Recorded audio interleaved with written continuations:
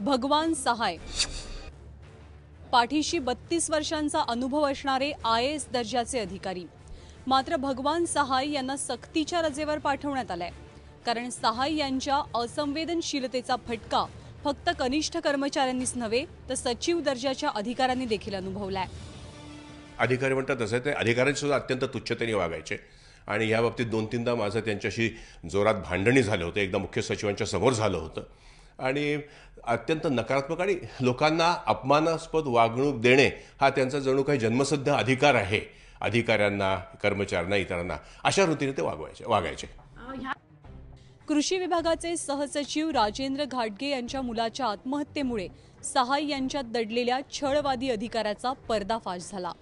मुलाच्या अंत्यसंस्कारांसाठी रजेवर गेलेल्या घाटगेंनी रजेचा अर्ज का केला नाही असा असंवेदनशील सवाल सहाय यांनी उपस्थित केला। त्यामुळे त्यांच्या विरोधातला रोष आणखीनच बळावलाय।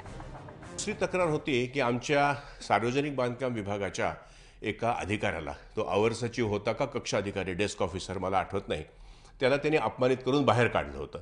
अनुसूचित जातीचा होता। तरी मी लेखी तक्रार केली होती की असं अधिकाऱ्याला अपमानित करून बाहेर काढणं मीटिंगच्या, आणि काही कारण नाही की मला डेप्टी सेक्रेटरीच्या रँकचा माणूस पाहिजे, अरे माहिती घेऊन आलेला आहे आणि त्याला असं अपमानित करून बाहेर काढणं, या दोन गंभीर होत्या।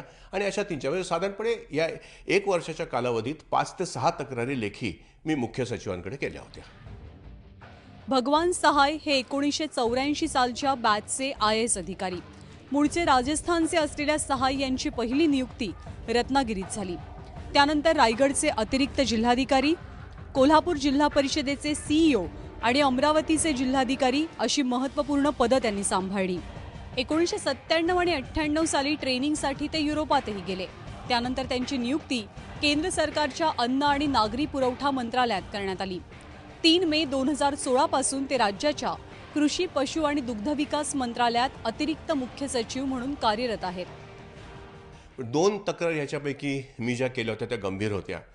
एक होती त्यांनी केलेल्या आर्थिक अनियमिततेबद्दल, ज्याला आपण फायनान्शियल इरेग्युलॅरिटी म्हणतो, आणि त्याचा पुरावा, त्याचं प्रमाण मी दिलं होतं।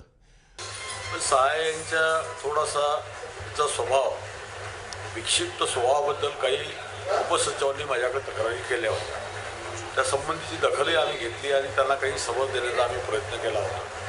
पण नीट आपल्या डिपार्टमेंटमधले जे अधिकारी आहेत त्या अधिकाऱ्याशी नीट वागलं पाहिजे आणि त्यांना नीट सामावून घेतलं पाहिजे, अशा पद्धतीची मी त्यांच्याशी चर्चा केली। आपलं कुणीच काही बिघडवू शकत नाही अशी वृत्ती अनेक सनदी अधिकाऱ्यांमध्ये पाहायला मिळते।